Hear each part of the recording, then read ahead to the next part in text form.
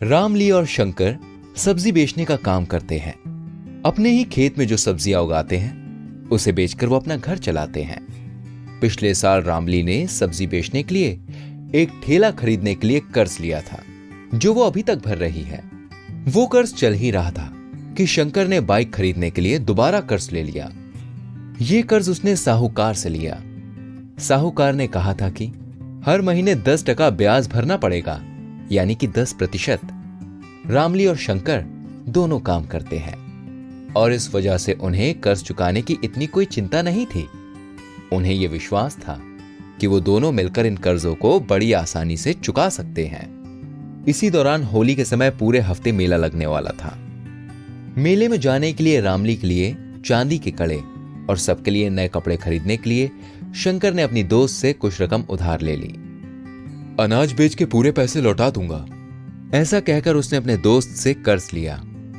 4 महीने के बाद रामली की बेटी के लिए शहर से एक अच्छा रिश्ता आया, तो तुरंत ही अपनी बेटी की शादी की तैयारियों में लग गए। शादी का पूरा खर्च, लेन देन सब मिलाकर 2 लाख का कर्ज था। अब शंकर सोच में पड़ गया कि इतनी बड़ी रकम वो लाए कहां से। उसने दोबारा उसी साहूकार से ब्याज पे 2 लाख रुपए का कर्ज ले लिया और चूंकि कर्ज बहुत जरूरी था, उसने जमीन के कागज साहूकार के पास गिरवी रख दिए।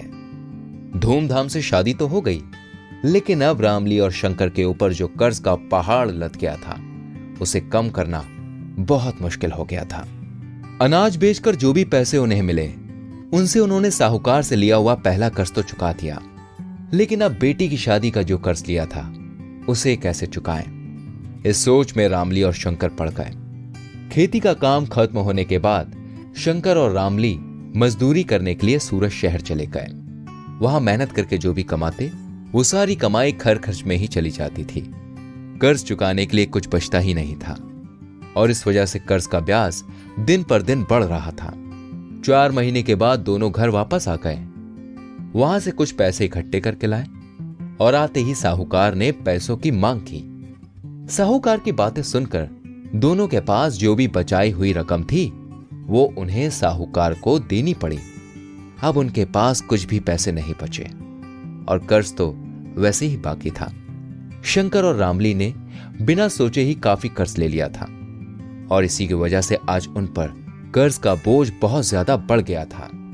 उस बोझ से निकलना अब उनके लिए बिल्कुल भी आसान नहीं था। यदि रामली और शंकर ने कुछ सावधानियां बरती होती, तो शायद वो दोनों आज कर्ज के इस चंगुल में इतने नहीं फंसे होते। रामली ने सब्जी का ठेला खरीदने के लिए कर्ज लिया था। वो जरूरी था, क्योंकि उस कर्ज की वजह से उनका व्यवसाय और आमदनी बढ़ने वाली थी। हमेशा ऐसी ही जरूरत के लिए कर्ज लेना चाहिए, जिसकी मदद से हमारी आमदनी बढ़े और कुछ लाभ भी हो। शंकर ने बाइक खरीदने के लिए, मेले में खरीदारी करने के लिए और शादी करने के लिए कर्ज लिया था, लेकिन उसी कर्ज की वजह से उन पर कर्ज का बोझ लद गया। देखा जाए तो उन खर्चों के लिए कर्ज लेना उतना जरूरी नहीं था। अक्सर हम उस वक्त की जरूरत को देखते हैं और कर्ज ले लेते हैं, भविष्य की सोचते ही नहीं। लेकिन उस कर्ज को हमें बाद में ब्याज समेत लौटाना भी पड़ता है। इसीलिए कौन सा कर्ज अच्छा है और कौन सा कर्ज बुरा, हमें यह समझना बहुत जरूरी है। इसके अलावा रामली और शंकर ने कर्ज लेते हुए यह भी नहीं देखा कि जहां से वो कर्ज ले रहे हैं वो जगह सुरक्षित है भी या नहीं। साहूकार और दोस्तों से कर्ज लेने पर हमें ज्यादा ब्याज भरना पड़ता है, ये तो हम सोचते ही नहीं है। इसी वजह से कभी कभी जितना कर्ज हम ले लेते हैं, उससे कहीं ज्यादा तो हम ब्याज भर देते हैं और कभी कभी वो कर्ज की पूरी रकम की एक साथ मांग भी करते हैं, क्योंकि उनके लिए कर्ज के कुछ नियम नहीं होते। शादी के लिए कर्ज लेते वक्त शंकर ने 2 लाख रुपए का कर्ज लिया, जबकि उसे मालूम था कि वो इस कर्ज को आसानी से चुका नहीं पाएगा। शादी के लिए कर्ज लेना जरूरी था, लेकिन 2 लाख रुपए तो बहुत बड़ी रकम है।